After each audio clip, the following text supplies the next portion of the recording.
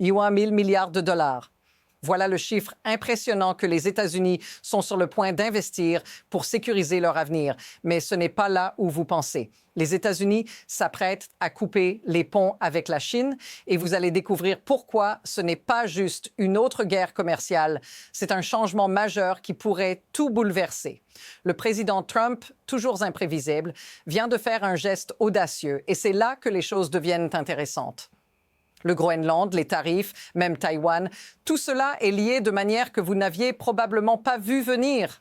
Restez avec moi, car ce qui va suivre pourrait non seulement impacter l'Amérique, mais le monde entier. Tout a commencé par une décision imprévisible de la part des États-Unis. Alors que la Chine continue d'étendre son influence, l'Amérique répond avec un geste audacieux. Mais ce n'est pas juste un autre combat commercial. Non, ce qui se joue ici est bien plus stratégique. Pourquoi le président Trump insisterait-il sur le Groenland? Pourquoi ces menaces de tarifs? Et pourquoi maintenant? Prenez un instant et réfléchissez à ça.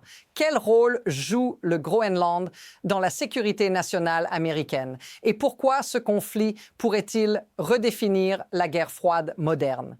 Vous voyez, ce n'est pas un simple bras de fer avec la Chine, c'est la question de la domination mondiale en jeu. Si la Chine prend de l'ampleur dans des régions clés, quel impact cela aura-t-il sur l'équilibre des puissances mondiales? Et vous ne devinerez jamais qui pourrait en profiter le plus. Voici le cœur du problème. Les États-Unis viennent de prendre une décision cruciale. Le commerce, les tarifs, même le Groenland, tout cela fait partie d'une stratégie bien plus vaste. Et ce n'est pas un hasard. Le secrétaire au commerce américain explique que le Groenland est essentiel pour la sécurité nationale. Il parle de routes maritimes, il parle de contrôle, il parle de protection. Il donne un exemple précis. À mesure que l'Arctique s'ouvre, de nouvelles routes commerciales apparaissent. Et ces routes doivent être protégées. Vous ne pouvez pas avoir des navires chinois ou russes dans ce passage, dit-il. Ce n'est pas une hypothèse, c'est une projection directe. Mais remarquez ce qui n'est jamais dit clairement. Qui décide de ce contrôle et à quel prix? La situation ne fait que s'intensifier. Ce qui ressemblait à une posture politique devient une normalisation. Le président ne parle plus seulement de tarifs. Il parle de sécurité hémisphérique. Il parle de ne plus externaliser la sécurité nationale. Et ce genre de langage, historiquement, annonce toujours un changement de doctrine. Regardez la réaction. Les dirigeants européens parlent de représailles. Le Danemark évoque la vente de bons du Trésor américain. Et pourtant, l'administration reste calme. Elle parle de négociations, de mise à la table, de pression calculée. Ce qui était impensable il y a 10 ans devient soudainement acceptable. Et c'est exactement comme ça que les lignes rouges disparaissent. Et maintenant arrive la partie qui change définitivement la lecture de cette histoire. L'administration ne se contente pas de parler, elle agit. Taïwan s'engage à investir massivement aux États-Unis. 2 blocs de 250 milliards de dollars, des usines, des semi-conducteurs, 3 nouvelles installations de production sur le sol américain. Le message est brutalement clair. Si vous ne fabriquez pas les puces, vous ne contrôlez rien. Pas les drones, pas les robots, pas la défense. Le secrétaire le dit sans détour. Quand cette administration est arrivée, les États-Unis ne produisaient aucun semi-conducteur de pointe. L'objectif est désormais affiché, 40% du marché mondial. Et voici la contradiction centrale. Pendant des décennies, on a prôné la mondialisation. Aujourd'hui, on parle de rapatriement forcé. On parle de dépendance dangereuse. Et cette phrase tombe comme un couperet. Nos antibiotiques sont fabriqués en Chine. Pas une opinion. Un fait. Et soudain, la guerre commerciale devient une question de survie. Tout s'accélère. Drones chinois, robots chinois, études gouvernementales, section 232, révision. En parallèle, la Cour suprême examine le pouvoir du président d'imposer des tarifs en urgence. Le secrétaire sort du tribunal confiant. Il cite une question d'un juge.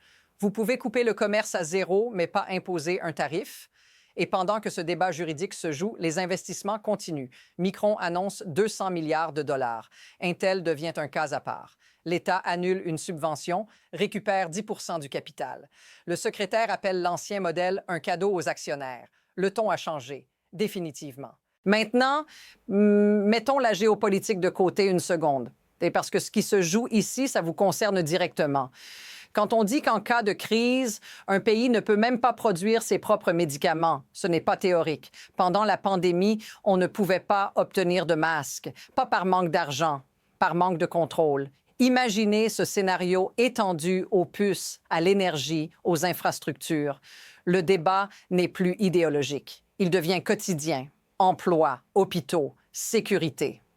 Le secrétaire parle de ramener toute la chaîne d'approvisionnement sur le sol américain, pas pour gagner un discours, pour éviter une dépendance totale. Si cela vous semble familier, dites-le dans les commentaires. Voici la partie que peu de médias expliquent clairement. Le système qui a dominé pendant 30 ans s'est brisé. Produire là où c'est le moins cher a vidé l'industrie. Et quand la crise est arrivée, il n'y avait plus de filet. Le pouvoir ne vient plus seulement des alliances militaires, mais de celui qui contrôle la production et les flux. C'est là que le modèle change. L'État devient actionnaire, pas pour diriger, pour verrouiller, pour signaler que certaines industries ne sont plus négociables. Ce n'est plus du capitalisme pur, ce n'est pas une économie planifiée classique, c'est un hybride façonné par la sécurité nationale. Et une fois ce cadre en place, il ne disparaît pas facilement. Deux trajectoires se dessinent maintenant. La première est assumée. Les investissements continuent. Les chaînes reviennent. L'Amérique accepte un monde plus fragmenté mais plus contrôlable. La seconde est plus instable. Les alliés se crispent. Les représailles commerciales se préparent. Et tout repose sur des décisions juridiques, administratives, presque invisibles. Rien de tout cela n'est annoncé comme une rupture brutale. C'est progressif, technique, mais l'élan est là. Et une fois qu'un pays commence à réorganiser son économie autour de la confrontation plutôt que de l'interdépendance, le retour en arrière devient presque impossible. Au fond, toute cette histoire tient en une phrase. Le monde ne se divise plus entre amis et ennemis, mais entre dépendance tolérable et dépendance dangereuse.